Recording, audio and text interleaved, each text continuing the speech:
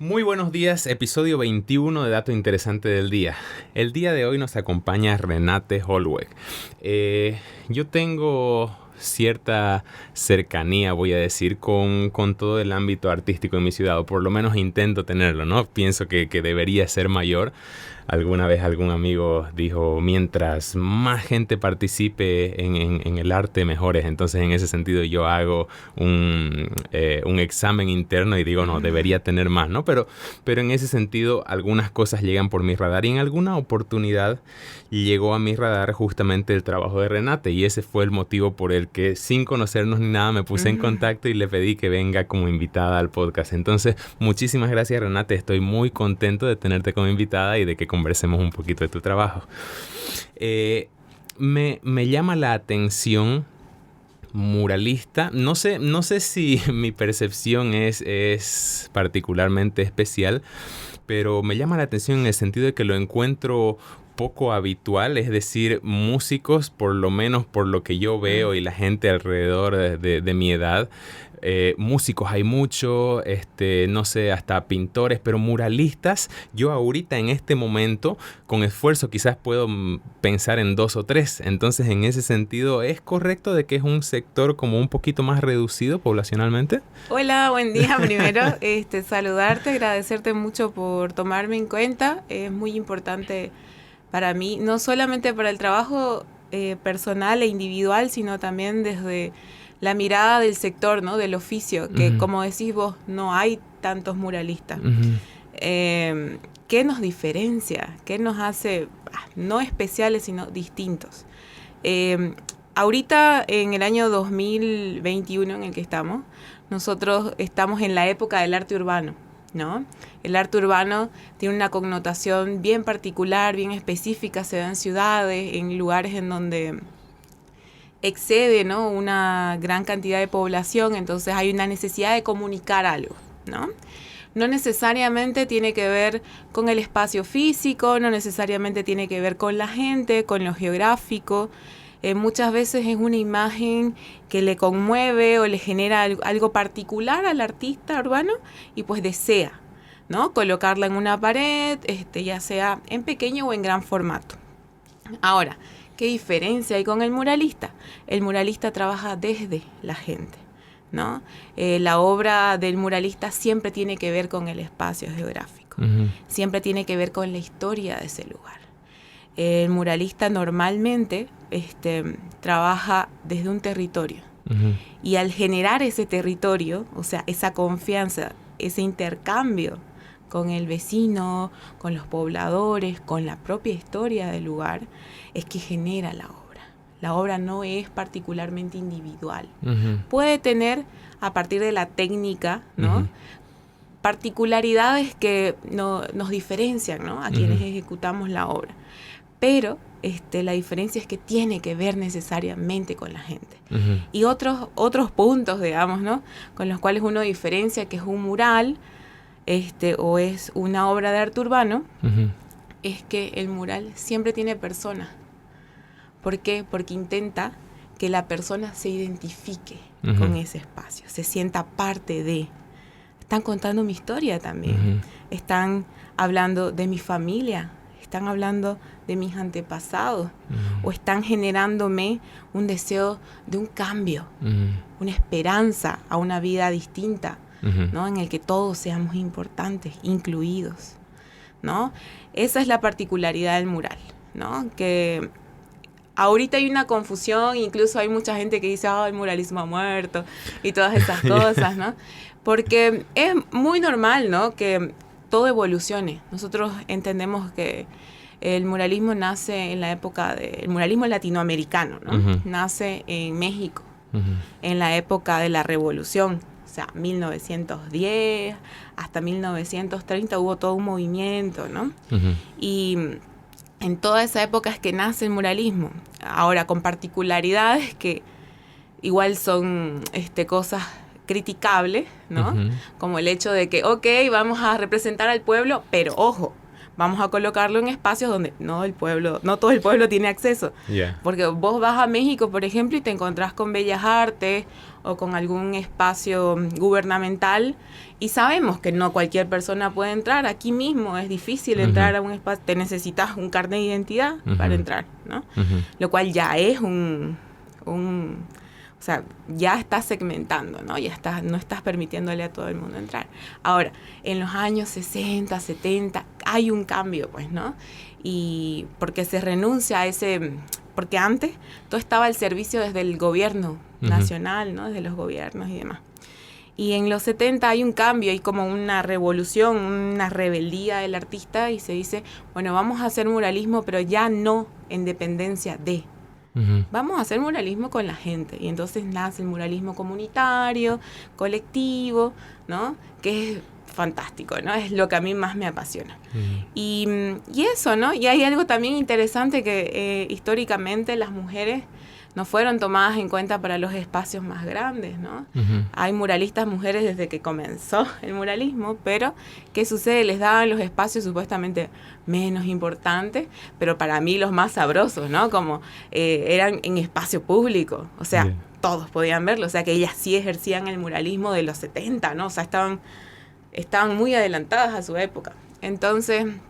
eso, ¿no? Que esas son las particularidades que nos diferencian. Lo que compartimos muchas veces es que es el espacio público, ¿no?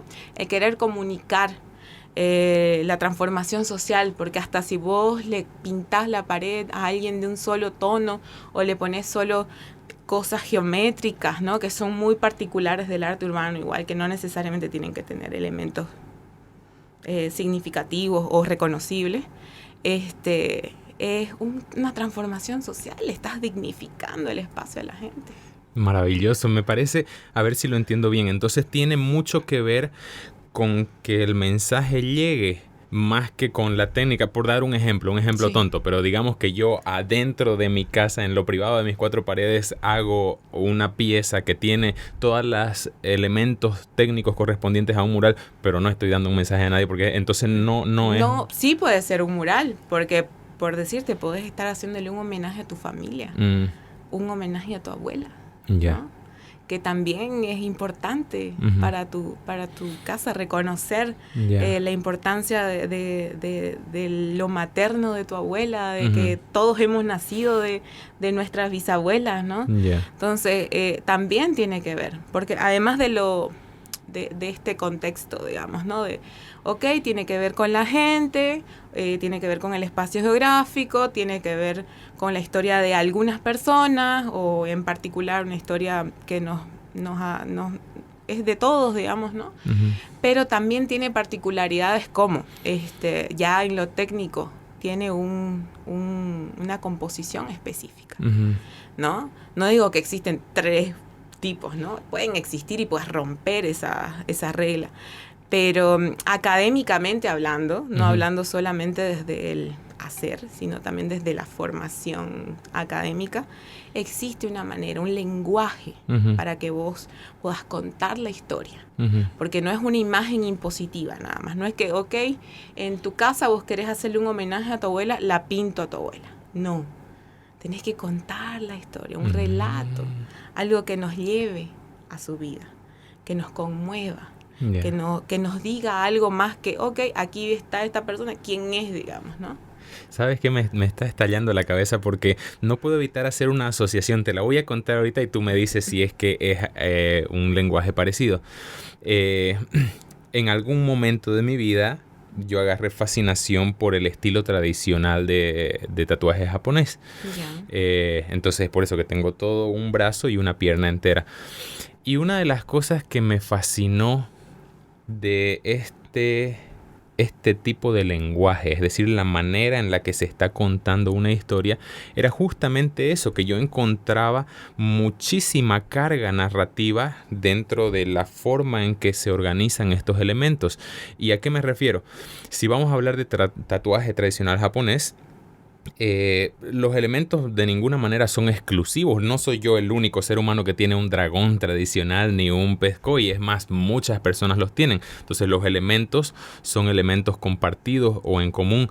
Pero lo que hace particular a mi pieza y que mi pieza esté haciendo honor a la historia que yo quería contar es la forma en que fueron ordenados, que eso fue criterio del artista. Entonces el artista decidió que el tigre esté de esta forma y mirando hacia abajo por un motivo, y el dragón se esté encontrando por acá y ciertas flores estén acá. Entonces es como que con estas piezas que cualquiera puede tener se arma toda una historia, y no es algo, digamos, puntual ni estático, es toda una historia que se va relatando, que incluso tiene un orden, ¿no es cierto? Que por ejemplo, en mi caso particular, mi tatuaje empieza por este lado, relatando algo que pasó en mi vida aquí, después continúa por acá y los peces significan esto. Entonces es toda una historia, ¿no es cierto? Muy claro dinámica. Que sí, tiene que ver mucho con lo que estás diciendo. Ahora, la diferencia es que, bueno, tiene todo que ver con esto, ¿no? Con lo que me estás relatando, pero la diferencia es que, por ejemplo, en el lenguaje mural, en la obra que vos presenté,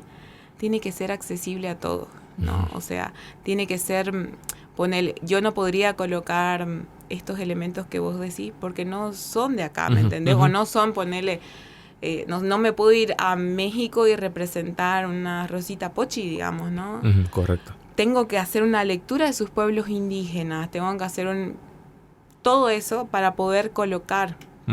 Pero con respecto al tatuaje, me parece que igual como es tan particular y personal, tiene más relación en lo técnico que en lo conceptual, ¿no? Que contás, vos decidís cómo inicia el contar esa historia, ¿no? Para que luego le dé lugar a otro, incluso hasta el color tiene mucho que ver, ¿no? Cuando vos lees una obra, nosotros estamos organizados aquí mentalmente, que nosotros siempre leemos los colores más altos, dicen, ¿no? Que son los colores más brillantes. O sea, comenzamos leyendo siempre desde el blanco, de los colores más claros, pero tienen igual peso el negro que el blanco, digamos, ¿no? Solamente que nos llama más la atención el blanco por la luminosidad, porque estamos como adaptados, nuestro cerebro, a leer la luz primero, ¿no? Entonces, a partir de todo eso es que vos comenzás, digamos, a armar. No es solamente, ok, voy a comenzar por aquí, voy a terminar por aquí, sino que podés comenzar por el centro, colocando luz e ir moviéndote por todos lados con el color. Ya. Ahora, una cosa que lo dijiste ahorita y me pareció interesantísimo, de nuevo, asociando a mi experiencia con el tatuaje, que es algo que disfruté tanto durante su momento. A ver, lo que yo te voy a relatar es solamente un método por ahí muy particular de mi artista, pero me pareció curioso y quiero saber si resuenas con algo de eso. Que este artista, digamos que en el orden de las cosas que iba dibujando, siempre la última pieza, cuando ya todo lo demás estaba terminado, la última pieza que él quería completar eran los ojos de las figuras principales, del dragón, del tigre, del pez. Y él me decía que era porque el momento en el que hace los ojos, a partir de ese momento cobra vida la figura. Entonces como que no quiere hacerlo hasta que no esté todo lo demás. Me pareció súper simpático eso. ¿Hay algo parecido en...? Sí, en realidad en el arte en general, ¿no? Incluso hasta en la fotografía, ¿no? Dicen que cuando tomas una foto, un retrato, siempre tenés que enfocar los ojos, porque es lo que le da pues vida, ¿no? A la fotografía. Lo mismo en la pintura, ¿no? Los ojos siempre tienen que tener una calidad humana, tienen que tener un brillo, porque si no sos una pieza de no sé, de plástico, ¿me entendés? Sin embargo, cuando le das luminosidad a la mirada, ya le estás dando aliento de vida, digamos, Ya, ¿no? qué bonito, me encanta. Ahora, una curiosidad solamente técnica, porque me interesa mucho terminar de entender por completo el concepto de mural. Y algo que me surge es la duda de si es que hay alguna diferencia entre el mural y la pintura. Es decir, sí, porque, por ejemplo, mi mayor referencia de mural es Don Lorgio Vaca, Sí, mi ¿no? maestro. Que dentro de un ratito vamos a entrar en ese. Ya. Ese es un capítulo especial, ¿no? Pero dentro de un ratito. Ahora, yo a Don Lorgio, por ejemplo, siempre que lo he visto y su trabajo, he visto no solamente pintura, sino además textura, es decir, algo que sale por adelante. Volumen. Ajá, exactamente. Entonces, en ese sentido, pero no sé si ese es algo particular de él o un requisito. O, por ejemplo, podría llamarse mural algo que sea completamente plano, pero con colores y pinturas. Esa es mi duda. ¿Cuál es la diferencia entre pintura y mural? Bueno, la técnica, digamos, del mural en pintura es pintura mural. Y lo que hace el profe es modelado cerámico. O sea, un mural son técnicas diferentes. Yeah. Lo que particulariza el mural es todo lo que hablamos hace un ratito, ¿no? Lo social, el contenido social, histórico, la composición, el lenguaje, el color, todo eso. Pero la técnica es algo que incluso se reinventa, ¿no? Porque el profe tiene su técnica particular. No es el único en el que lo hace en el mundo, ¿no? Pero es el único que logra que se vea así, ¿no? Porque cada uno de nosotros tiene algo particular y único, ¿no? Que hace que de alguna manera se tenga una referencia de nuestro trabajo. Porque el profe, ¿por qué trabaja de esa manera? Porque él busca que tenga durabilidad, ¿no? La gran mayoría de los artistas más antiguos, digamos, ¿no? Siempre buscaban que el mural tenga mucha durabilidad para la memoria, para preservar la memoria, que es otra particularidad del muralismo de hace una cierta época, ¿no? No nos olvidemos que estaban también constantemente en búsqueda de un material que perdure y perdure y perdure y perdure. Pasaron por un montón de técnicas y bueno, el profe encontró esta, ¿no? Que es la que le da más tiempo de durabilidad, pero existen otras técnicas, claro, ¿no? El profe hace como un muralismo más escultórico, ¿no? Por eso es que cuando uno va y ve sus obras, él tienen textura, volumen, ¿no? Pero él también hace muralismo pictórico. Nosotros lo podemos ver en sus piezas que tiene, sus murales, que son pintados sobre cerámica, ¿no? Que tienen solo esmalte. También existe el esgrafiado, que es otra técnica duradera igual, que tiene volumen y que es como rascar el material hasta llegar a ciertos colores. Esto en el norte de Argentina, más Paraguay, es una técnica que México, ¿no? Una técnica que se ha instalado mucho por el sol, porque la pintura no dura absolutamente nada, ¿no? Claro. Y también está el muralismo cerámico, ¿no? Que es el mosaicismo, que también tiene desde mi punto de vista, es el que más dura, porque nosotros podemos ver piezas en Grecia, ¿no? Los mosaicos bizantinos que siguen ahí intactos y perfectos y han pasado cientos y cientos de años, ¿no? Entonces, son técnicas y técnicas, y también depende mucho del artista, de quien lo ejecute, porque otra cosa particular, por ejemplo, del muralismo es esa, la búsqueda de la perdurabilidad. Sin embargo, nosotros nos vamos a otros artistas que hacen arte urbano, no necesariamente buscan la perdurabilidad.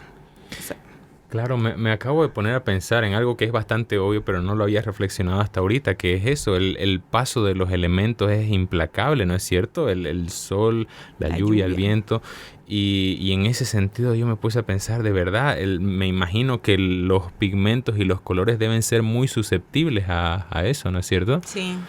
En algún momento, también paseándome por el taller de Lorgio, me pareció fascinante cómo, digamos, lejos de lo que cualquier ignorante pensaría, porque me imagino yo que alguien que no entiende nada piensa que es solamente dibujar algo y listo, ¿no?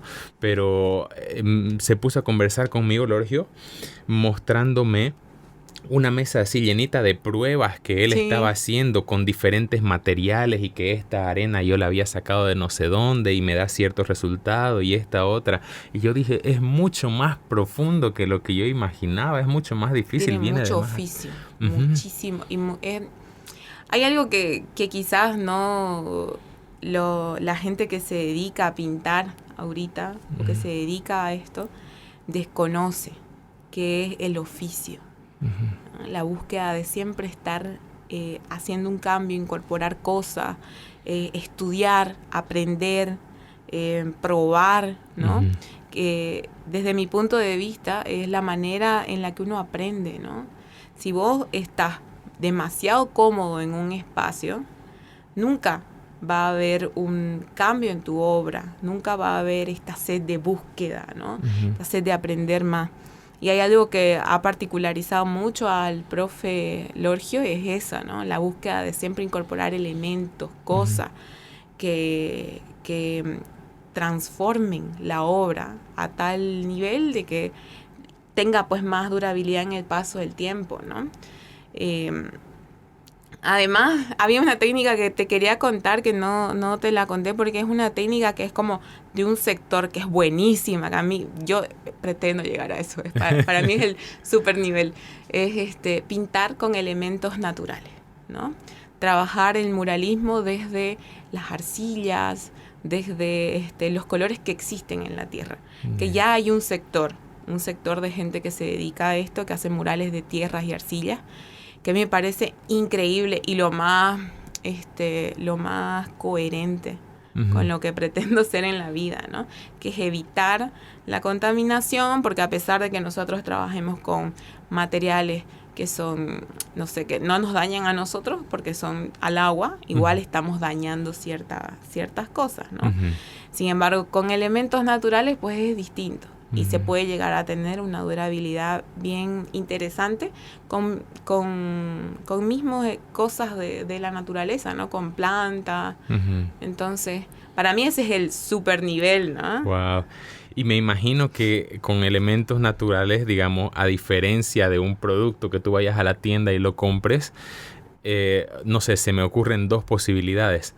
O que tenga que haber una cantidad de prueba, experimentación y error, pero así enorme, o que sea un conocimiento que se va heredando por generaciones, es decir, que un maestro, digamos, que dedicó toda su vida, le dice a su alumno, mira, esta mezcla con esta mezcla, porque si no es de nunca acabarse, ¿no? La exploración. Eso es lo que me fascina, que es como, lo que me parece interesante es esa búsqueda, que no tiene un tiempo o hasta aquí llegué, ¿entendés? Cada lugar te ofrece cosas distintas y tenés que trabajar con esas cosas diferentes y aprender todo el tiempo, ¿no? Eso a mí me parece fascinante, ¿no? La búsqueda del aprendizaje y del entendimiento de las cosas que te ofrece la misma tierra, ¿no? Y poder aplicarlas en tu obra y poder darles también una herramienta a las personas que viven en ese lugar, que seguramente ya lo utilizan, para seguir teniendo pues un trabajo, ¿no? O para aprender a colocarlo en otras cosas que quizás le puedan dar un beneficio a su comunidad, no sé. Pero a mí esa técnica me revolucionó la cabeza hace unos años. Sigo hasta que pase la pandemia. Vamos a ver si logro obtener un taller o un curso con este grupo de gente que es fascinante. Pero y además que es muy accesible. O sea, lo que más te lleva es tu tiempo. ¿No? Y ese tiempo ni siquiera está mal invertido, ¿no? Está súper bien invertido porque es aprendizaje, ¿no? Claro. Entonces, eso me parece fascinante. Increíble, me encanta. Estaba viendo en tu hoja de vida, en tu currículum, que tú ya tienes trabajos de ilustración y participación en murales desde el 2010-2011, ¿no es cierto? Bueno, de entrada eso ya me parece maravilloso, es decir, cuando yo conozco a alguna persona que lleva más de 10 años dedicándose a algo, eso me la coloca en un nivel especial de aprecio, ¿no? Porque entiendo que es una persona que realmente le ha dedicado y está entregada a algo, ¿no? A mí me gusta mucho esa cifra de 10 años. Es decir, antes de eso, yo personalmente pienso que uno todavía no ha terminado de entender por completo la esencia de lo que quiere hacer.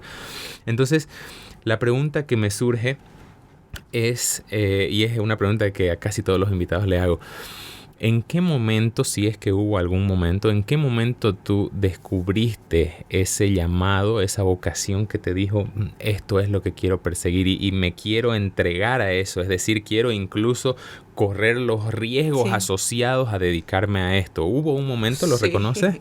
Hubo muchos momentos, pero así hubo el momento principal. Fue cuando yo estudiaba arte en la universidad. Iba por el tercer año, que es que conozco al profe Lorgio, que fue mi profesor. Me tocaba escultura y él nos llevó a hacer arte público. Hasta el momento yo no tenía ni idea, porque siempre fui muy regular en todas las técnicas, ¿no? Pintura, escultura. No era que me sentía así completamente fascinada por algo y no sé, voy a ser grabadora o voy a ser escultora, ¿no? No sabía qué iba a hacer. Incluso como ya yo comencé estudiando ingeniería química, como ya yo había cometido, digamos, ese desfase o ese error, para mí fue aprendizaje igual. Me daba miedo haberle pelado, como dicen, ¿no?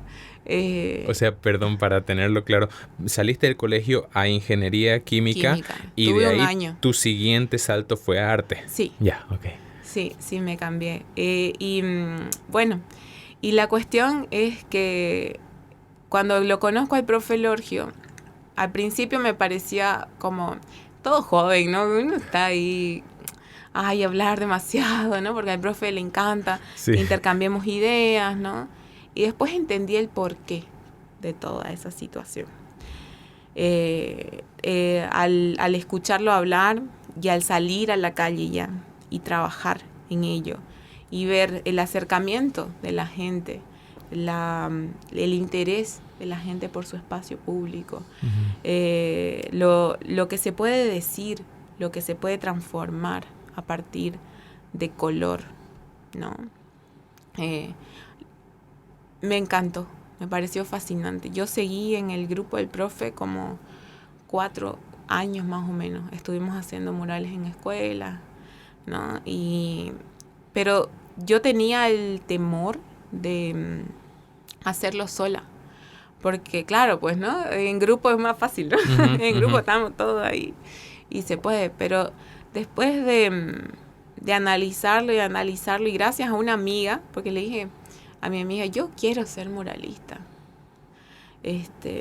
Yo realmente eso es lo que quiero, digamos, ¿no? Porque yo me encontraba a veces pintando en mi caballete, ¿no? Sola, pero decía esto, si bien me gusta pintar, pero no me sentía así como completa.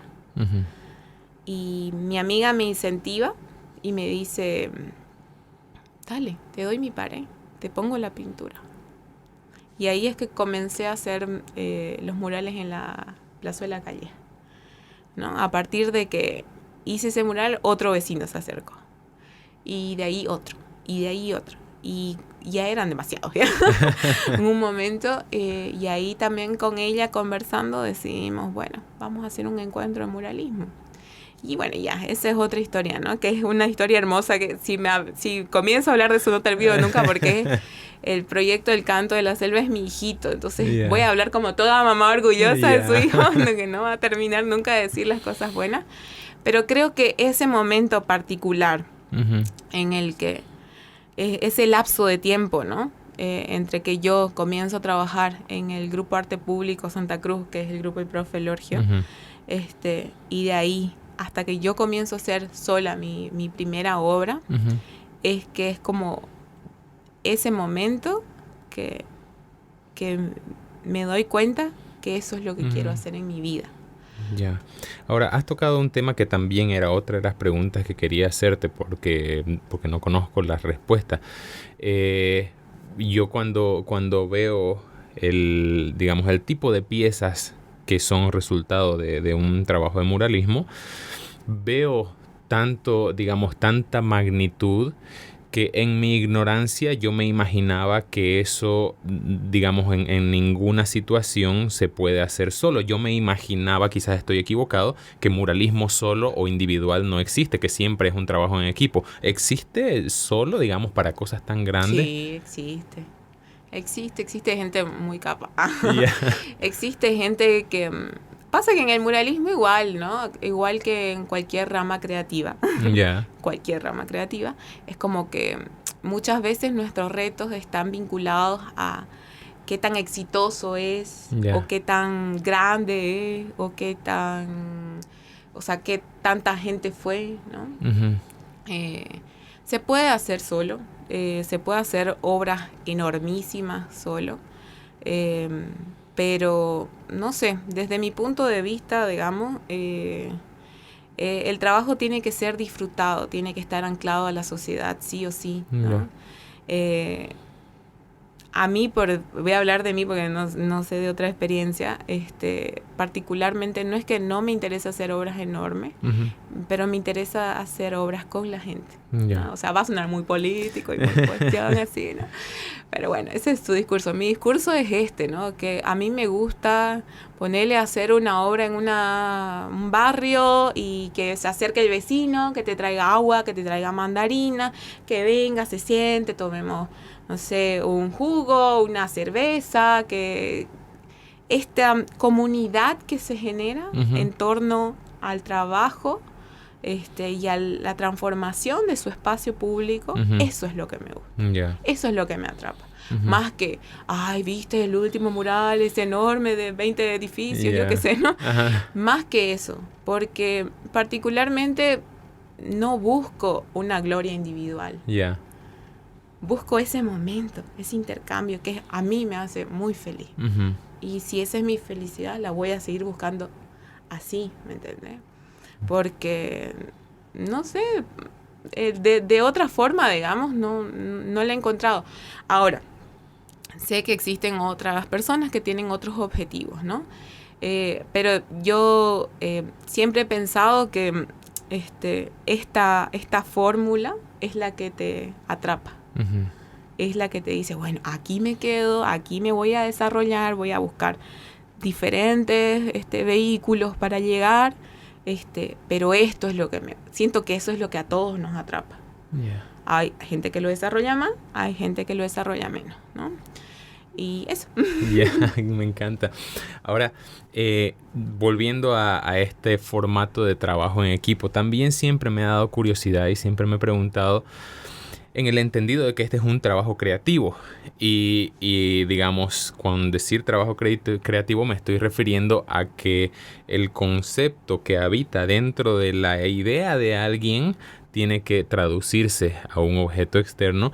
Entonces ahí es que siempre me ha surgido la curiosidad de la persona que tiene un equipo y van a ver otras manos plasmando una idea que era de él. Como, o sea, es un mismo capitán que está dirigiendo todo y les da directrices y confía en que lo hagan como él pensaba o cómo. Bueno, depende, ¿no? Por decirte, a mí me ha tocado trabajar murales en donde son obras mías, que hay que colocarlas, digamos, ¿no?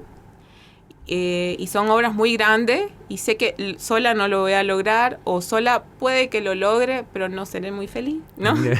Entonces, o obras que he hecho con gente que o sea, que es una obra colectiva, ¿no? Que es fusión de artistas, ¿no?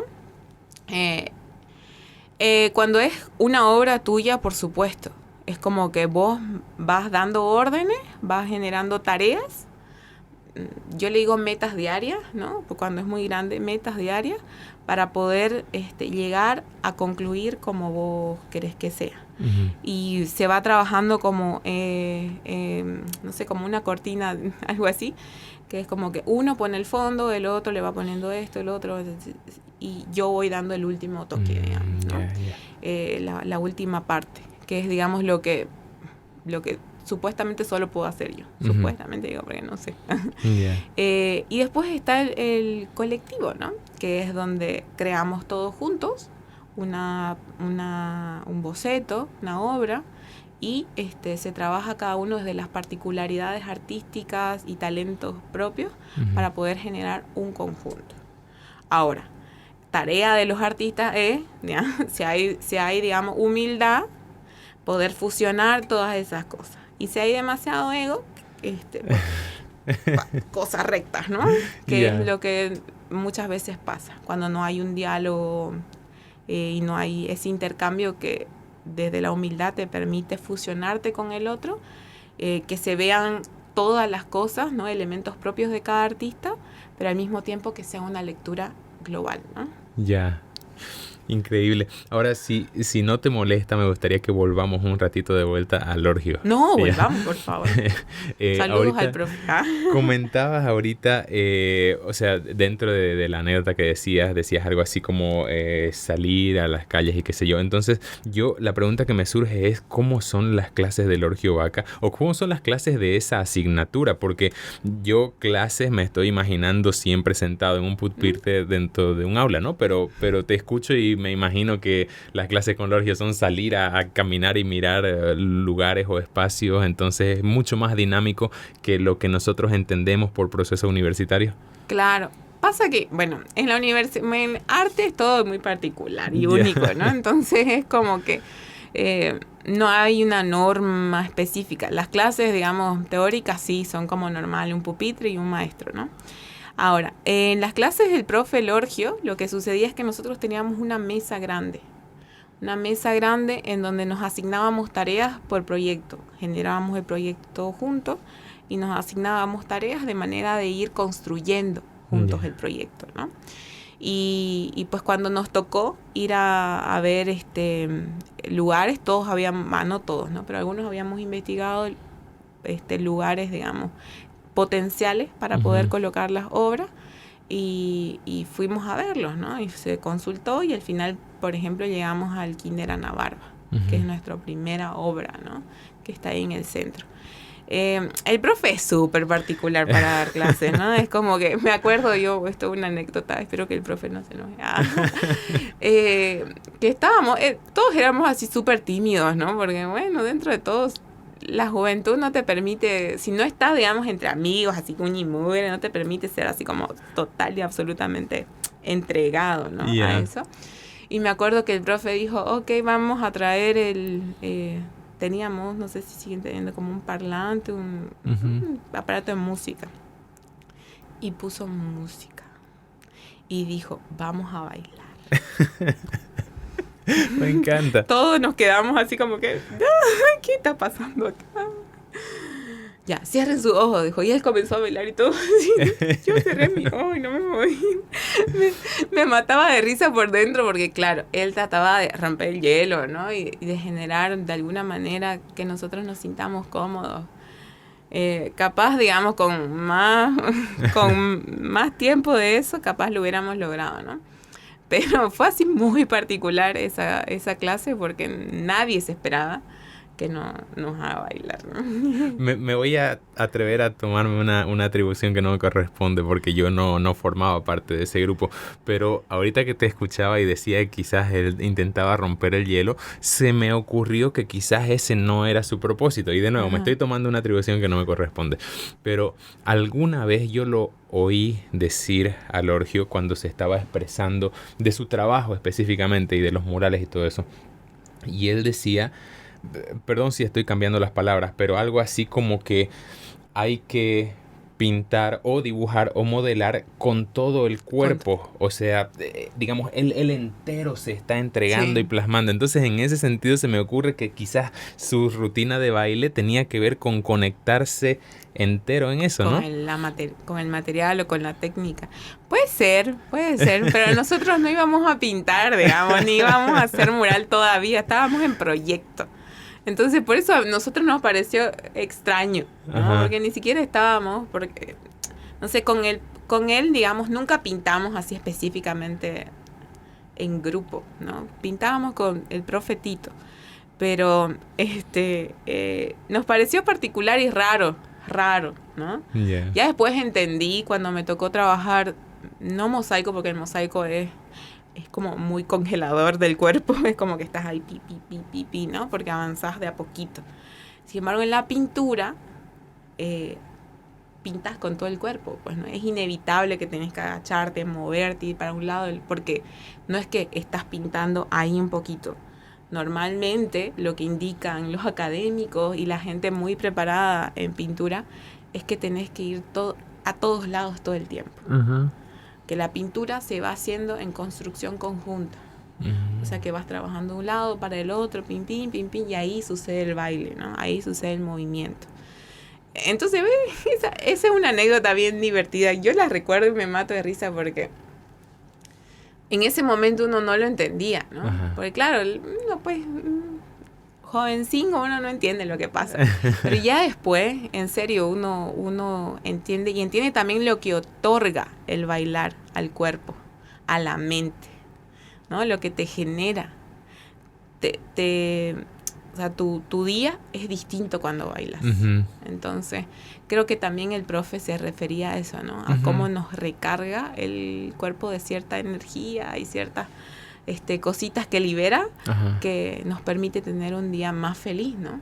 Voy a coincidir muchísimo, porque si bien yo no soy una persona, digamos, muy allegada al baile, es dificilísimo convencerme de bailar, casi imposible diría yo, pero en ese sentido sí he reconocido las veces que hemos compartido con Lorgio lo importante que es para él como elemento que forma parte de su rutina y como elemento que forma parte de su bienestar. O sea, él me contaba que durante muchísimos años o quizás durante gran parte de su vida, él siempre al despertarse lo primero que hacía era empezar a bailar y es su manera de hacer ejercicio, ¿no es cierto? Entonces sí, coincido completamente. Y ahora lo vemos y sabemos que funciona, ¿no? Sí. Lo vemos impecable. Se sube al andamio como... No sé. Ajá, eso mismo iba a decir. Mi máximo objetivo es llegar a su edad con ese estado físico. Ay, no sé. Vamos a ver. Entonces, no, qué maravilla. Ahora, el siguiente punto que me interesaba, estaba justamente leyendo un poquito de tu blog. Y creo que la última nota, porque no sé si se guardan así en antigüedad, ¿no es cierto? La última que escribiste es la primera que me va a salir. Ay, no sé. Creo que sí. Pero bueno, entonces estabas hablando en este escrito que hiciste de al artista quien lo protege. Y mencionabas algo que me pareció interesantísimo y que creo que está compartido como un problema difícil de resolver para muchos otros ámbitos, que es esta situación en la que un cliente, por ejemplo, te busca y por la naturaleza de tu trabajo, me imagino que hay muchas etapas previas a la ejecución ya, ¿no? Entonces nombrabas algo así como situaciones en las que el cliente te está pidiendo como 5 bocetos diferentes para después decirte que no le gustó ninguno o para después llevar esos bosquejos a otra persona más barata y hacerlo. ¿Es algo muy común en tu trabajo? Sí, pero como te digo, de alguna manera ya yo he buscado herramientas que me cuidan más. A veces con otros colegas hay como discusiones precisamente porque siento que hay tan poca valoración de su proceso creativo y de su capacidad de hacer cosas que muchas veces por la necesidad caemos en este tipo de clientes, ¿no? Que directamente nos exige, pero no da nada. Nos exige y nos cuestiona nuestro trabajo sin tener nuestra formación y nuestros años de experiencia, ¿no? Lo cual no quiere decir que nosotros no cometamos errores y seamos perfectos, para nada. Sino que el entendimiento de que un creativo tiene de su trabajo comienza desde el momento en el que comienza a pensar, a investigar el boceto o cualquier cosa que uno genere previamente, es parte del trabajo. Por lo cual tiene que ser también remunerado, ¿no? ¿Por qué? Porque es tiempo. A mí ahora ya me es más fácil hacer bocetos, ¿no? No me tardo como antes, me tardaba 1-2 semanas en crear un boceto. Todo el proceso de creatividad ya lo he ido, digamos, sintetizando, ¿no? Pero antes me tiraba 2 semanas haciendo un boceto. ¿Cómo es posible que alguien me pida 5 bocetos para hacer una obra que ni siquiera se tiene certeza que se va a hacer? Entonces, lo que yo haya hecho es protegerme mediante, bueno, mi cotización siempre la doy con el diseño incluido, ¿no? Si es que aceptan mi cotización, pues perfecto. Comienzo a hacer boceto, comienzo a investigar, comienzo a hacer todo. Pero no antes. Y si el cliente quiere antes, pues no va a ser mi cliente. Ya, claro, me parece importantísimo eso. Y otra duda que siempre he tenido con trabajos de esta línea, ¿no? De esta línea creativa, es, no sé si esto sucede en tu rubro, pero hay otros como por ejemplo los diseñadores donde el cliente, y aclaro, no es algo que me parezca correcto, el cliente se siente con mucho derecho de meter su mano, ¿no? Y de empezar a decirte cómo hacer tu trabajo o dónde poner las cosas. ¿Sucede eso también? Sí, muchísimo. Y está mal, ¿no es cierto? No. En mi trabajo no, porque mi trabajo tiene que ver con la gente. Ya. Entonces su opinión es importante. Ya, ok. Pero, ojo, no quiere decir que ellos me van a decir cómo colocar las cosas. No quiere decir que yo tampoco tenga toda la razón. Es como un proceso de negociación para mí. ¿Ya? Yo le coloco ahí dentro de mi cotización que tienen opción a un cambio. Entonces, que aproveche bien el cambio, ¿no? Entonces, les digo que a partir de ese cambio ya corre, digamos, otra cuenta, ¿no? Y negociamos. Si es que ellos ven por decirte que hay un elemento que no les gusta o que les parece que es muy pesado o demás, ¿qué les gustaría? Entonces, tomar en cuenta la opinión desde mi punto de vista en mi trabajo, no digo en los otros, está bien, ¿no? Porque al final yo esa obra la dejo y yo capaz no vuelvo todos los días o todas las semanas, pero esas personas se van a cruzar con ese trabajo todos los días, ¿no? Entonces tampoco generar este choque, sino negociar. Y que la persona que me busca sienta que su opinión fue tomada en cuenta. Porque no me tengo que olvidar que mi trabajo no es impositivo. No es una publicidad. ¿No? Mi trabajo tiene que ver con la gente. Es completa y absolutamente social. Entonces tengo que tomar en cuenta su opinión.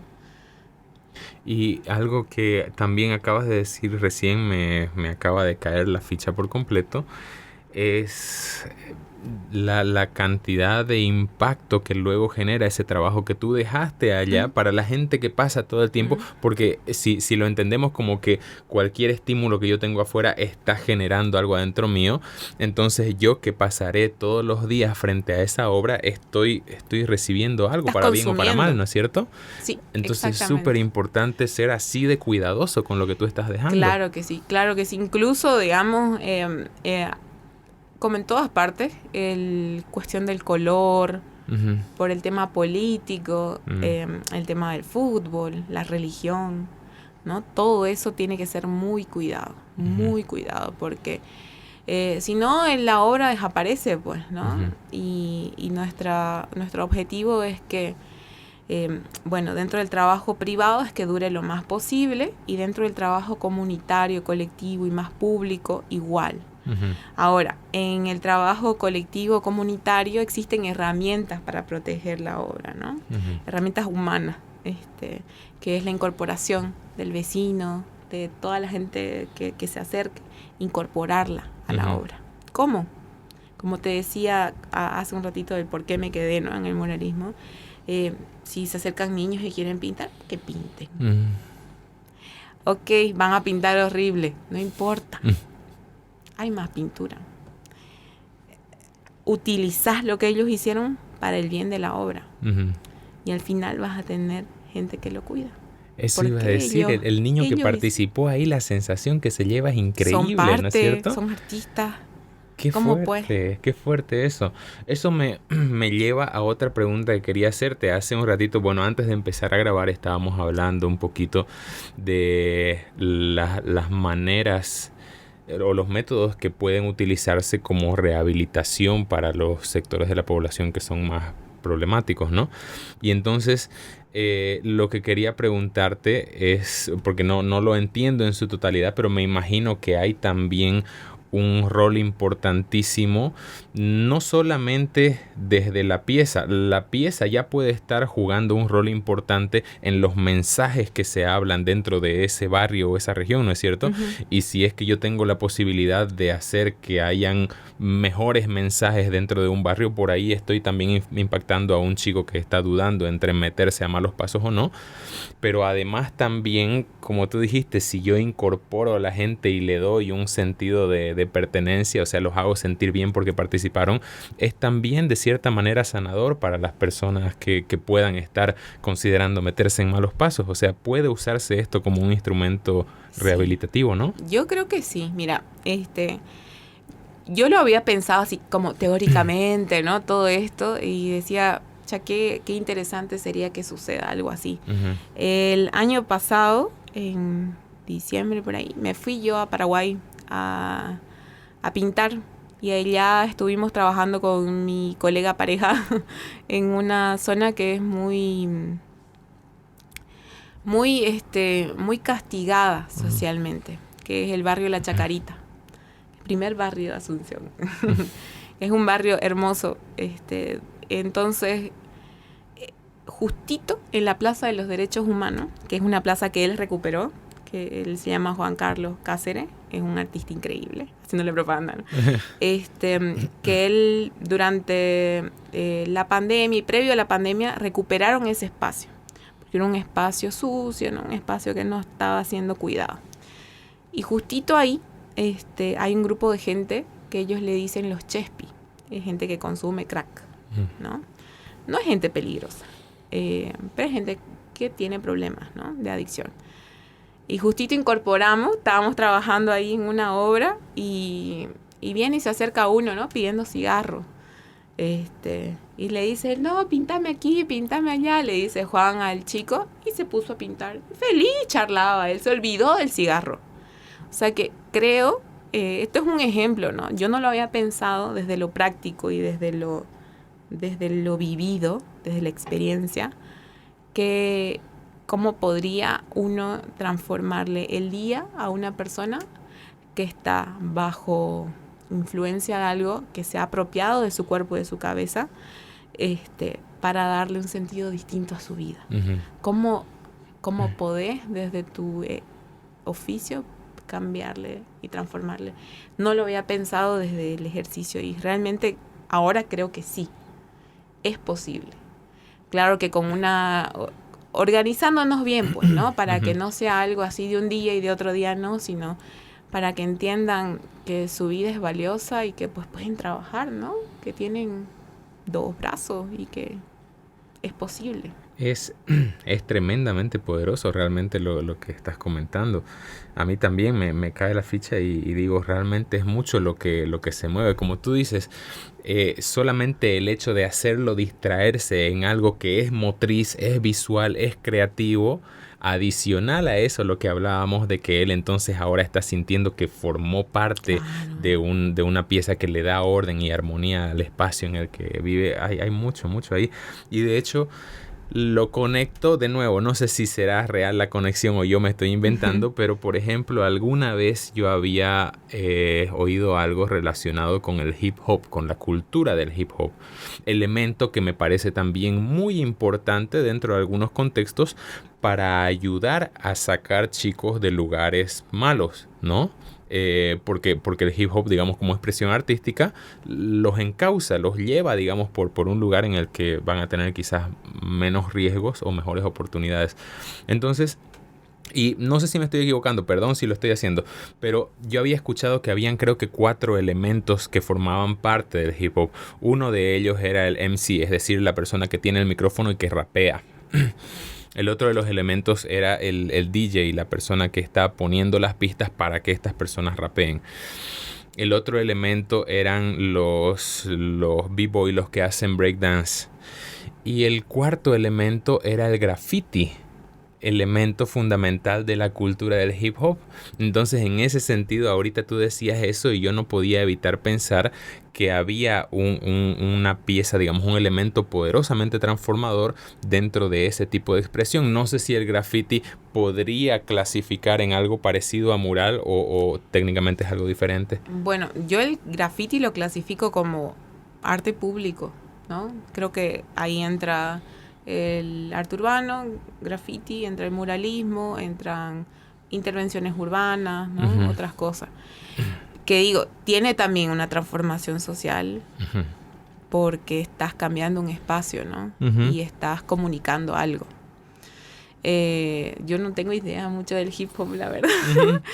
Pero a mí yo tengo un grupo de amigos grafiteros que son súper capos, y que yo envidio mucho la técnica que ellos tienen y la capacidad que tienen de dominación de su material, ¿no? Y creo que para ellos ha sido un elemento salvador también, porque no es una cuestión individual. Gran parte del graffiti se hace en grupo, ¿no? Uh-huh. Porque se protegen, sí, porque se cuidan, porque son una comunidad. Normalmente se trabajan en grupos, ¿no? En crew, creo, sí, no sé cómo se dice. Sí. Entonces, es bien interesante el desglose, ¿no? Pero no nos olvidemos que el graffiti, una de sus particularidades es que dentro de la comunicación que tiene es que es individual. A ver, ¿cómo así? Porque normalmente lo que hacen son sus firmas, ¿no? Uh-huh. Su huella, yeah, ¿no? La huella, el graffiti es una huella. Yeah. Y es personal, ¿no? Es individual. Si bien trabajan en grupo y se protegen entre ellos, es bien personal. Ya. Yeah. ¿No? Esa es otra de las particularidades, ¿no? Del graffiti. Yeah. No lo había pensado así. Justo yo ahorita me acordaba de un video o una serie de videos que vi hace tiempo, no sé si los habrás visto, que me parecieron súper bonitos, de un artista, creo que era norteamericano, que lo que él hacía era, se iba a lugares o a paredes específicamente donde hayan dejado mensajes que sean ofensivos, que sean racistas, y su labor era corregir eso, ¿no? Y dejar Ajá. una pieza artística súper bonita. Y lo interesante era que el tipo, digamos, terminaba su pieza, su obra, se iba y volvía a los días o a la siguiente semana y de manera vandálica estaba alterada esa pieza, pero como que las personas malas, llamémosle así, se hayan ofendido de que había algo bonito ahí, lo dañaban, y este tipo con la paciencia y el amor del mundo volvía y hacía quizás capaz otra cosa era diferente. Su diálogo, pues, ¿no? Puede ser. Capaz era su diálogo. Yo la verdad lo que sé del graffiti es muy básico. Es muy básico y me da miedo meter la pata y que, no sé, que después me anden tratando. Pero, no sé, dentro de mi punto de vista el graffiti pues surge, ¿no? Con el vándal, uh-huh. precisamente con el ocupar un espacio sin pedir permiso, ¿no? Uh-huh. Y ya se transforma en arte urbano a partir de que ya, ok, pedís permiso, tengo otro tipo de no necesariamente trabajo a la noche, ¿no? De nadie uh-huh. me vea, ¿no? Desde mi punto de vista esa es la transformación. Pero, no sé, creo que el graffiti es muy necesario, así como el arte urbano, así como el muralismo. Creo que todas las expresiones públicas son absolutamente necesarias, que necesitamos aprender a decir las cosas. Como las decimos nosotros, o sea, cada uno, o como podemos aprender a decirlas de otra manera, ¿no? Uh-huh.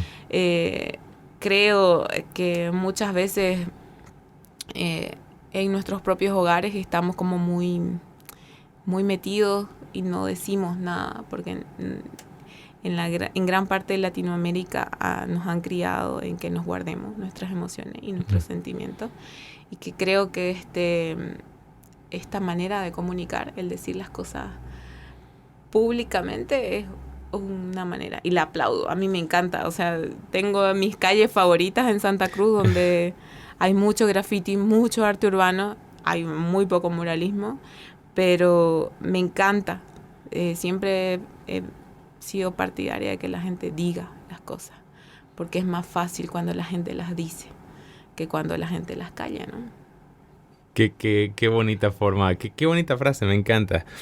Y yo también coincido en que es súper importante la expresión auténtica, es sanadora, ¿no? Muchas veces es difícil, pero justamente ahí está lo más importante para sanar. Querida Renate, se nos pasó rapidísimo la hora. No me gustaría así cerrar sin antes preguntarte, ¿estás presentando algo? ¿Estás preparando algo? ¿Tienes algo? O si quisieras comentar dónde se encuentran tus redes sociales o dónde pueden ver tu trabajo. Bueno, voy a hacer un poco de propaganda. Por favor. Bueno, a mí me encuentran en Facebook, en Instagram, como Renate Holbeck Urizar. Tengo mi blog que se llama El Tiempo Presente. En mi Instagram está ahí como para nomás pincharle.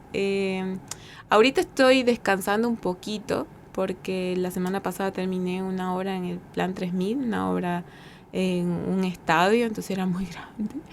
Y terminé muy agotada, pero ahí con un proyecto súper lindo, un proyecto que vamos a hacer junto con Juan Carlos, Juan Cáceres, mejor así, en la Villa 1 de Mayo. Es un proyecto que estamos haciendo con los vecinos, que es lo más hermoso del mundo.